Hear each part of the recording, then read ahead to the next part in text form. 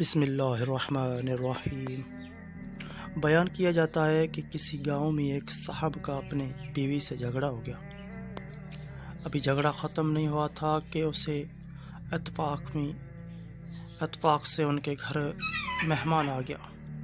خاوند نے اسے اپنی بیٹھک میں بٹھا دیا اور بیوی سے کہا کہ فلاں رشتہ دار مہمان آیا ہے، اس کے لیے کھانا بنا لو۔ وہ غصے میں تھی، کہنے لگی نہ تمہارے لیے کھانا ہے نہ تمہارے مہمان کے لیے۔ وہ بڑا پریشان ہوا کہ لڑائی تو ہماری اپنی ہے، اگر رشتہ دار کو اس بات کا پتہ چل گیا تو خام خواہ خاندان میں بات ہوگی اور خواری الگ سے ہوگی۔ لہذا خاموشی سے آ کر مہمان کے پاس چپ چاپ بیٹھ گیا۔ اتنے میں اسے خیال آیا کہ چلو بیوی اگر روٹی نہیں پکاتی تو سامنے والے ہمسائے بہت اچھے لوگ ہیں، میں انہیں ایک مہمان کا کھانا پکانے کے لیے کہہ دیتا ہوں۔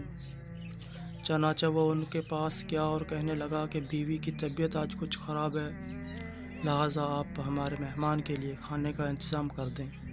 انہوں نے کہا ٹھیک ہے۔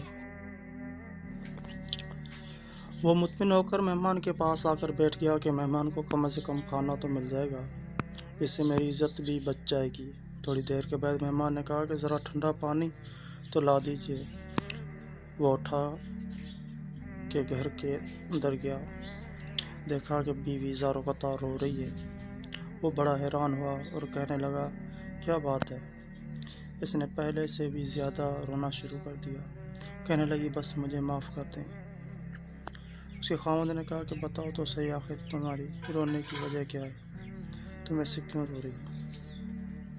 بیوی نے کہا کہ پہلے مجھے معاف کر دیں، پھر میں آپ کو اپنی بات سناؤں گی۔ خیر، اس نے کہہ دیا کہ جو لڑائی جھگڑا ہوا میں نے وہ دل سے نکال دیا اور تمہیں معاف کر دیا۔ پھر وہ کہنے لگی کہ جب آپ نے آ کر مہمان کے بارے میں بتایا اور میں نے کہہ دیا کہ تمہارے لیے کچھ پکے گا اور نہ ہی تمہارے مہمان کے لیے کچھ پکے گا تو آپ چلے گئے، مگر میں نے دل میں سوچا کہ لڑائی تو میری اور آپ کی ہے اور یہ مہمان ہمارا رشتہ دار ہے، ہمیں اس کے سامنے اپنے جھگڑے کی پول نہیں کھولنا چاہیے۔ چنانچہ میں اٹھی کہ کھانا بناتی ہوں۔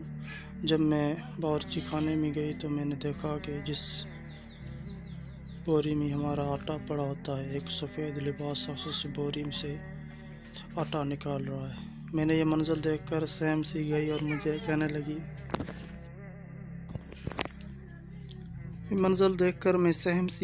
مجھے کہنے لگا کہ ایک خاتون پریشان نہ ہو، یہ تمہارے مہمان کا حصہ تھا جو تمہارے آٹے میں شامل تھا۔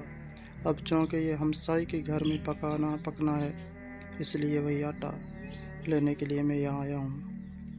اس واقعے سے ثابت ہوتا ہے کہ مہمان بعد میں آتا ہے جبکہ اللہ تعالیٰ اس کا رزق پہلے بھیج دیتا ہے۔ یہ واقعہ کتاب خطبات فقیر سے ماخوذ کیا گیا۔